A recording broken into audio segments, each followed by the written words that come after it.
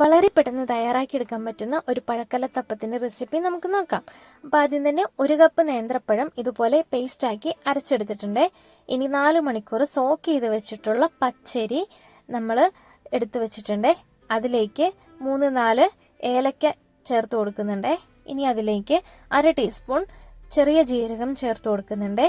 അടുത്തത് 1/4 കപ്പ് ചോറ് ചേർത്ത് കൊടുക്കുന്നുണ്ട്. അടുത്തത് 1/4 കപ്പ് വെള്ളവും 4 ടേബിൾ സ്പൂൺ വെള്ളവും കൂടെ അതിലേക്ക് ചേർത്ത് കൊടുക്കുന്നുണ്ട്. ഇനി ഇതെല്ലാം കൂടെ നമുക്ക് നല്ലതുപോലെ ഒന്ന് അരച്ചെടുത്തുകൊണ്ട് വരണേ. അരച്ചെടുത്ത മിക്സ് ആദ്യം തയ്യാറാക്കി വെച്ചിരിക്കുന്ന മിക്സിലോട്ട് ചേർത്ത് കൊടുത്തിട്ടുണ്ട്. ഇനി 3 ടേബിൾ സ്പൂൺ തേങ്ങാപ്പാൽ നമ്മൾ ചേർത്ത് കൊടുക്കുന്നുണ്ട്.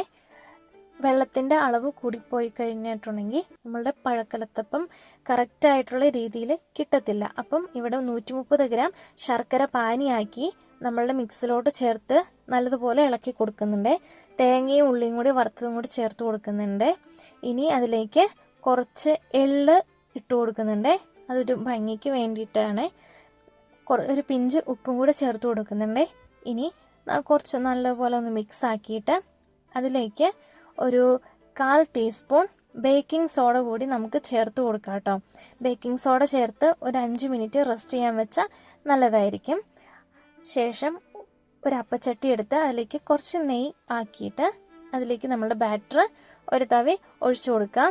അതിൻ്റെ മുകളിലേക്ക് നമ്മളുടെ തേങ്ങ വറുത്തത് ഒന്ന് ഇട്ട് കൊടുക്കണം. എന്നിട്ട് ലോ ഫ്ലെയിമിൽ ഇട്ടിട്ട് നല്ലതുപോലെ ഒന്ന് അടച്ചു വെച്ച് വേവിച്ചെടുക്കുക. 2 സൈഡും മറിച്ചിട്ട് വേവിക്കണേ. അപ്പം നമ്മുടെ പഴക്കലത്തപ്പം ഇവിടെ റെഡി ആയിട്ടുണ്ട്. എല്ലാവരും ഇതൊന്ന് ട്രൈ ചെയ്ത് നോക്കണേ. നല്ല ടേസ്റ്റാണ്. ഇത് കുട്ടികൾക്ക് ഈവനിങ് സ്നാക്സൊക്കെ ആയിട്ട് ഉണ്ടാക്കി കൊടുത്താൽ സൂപ്പറായിരിക്കും.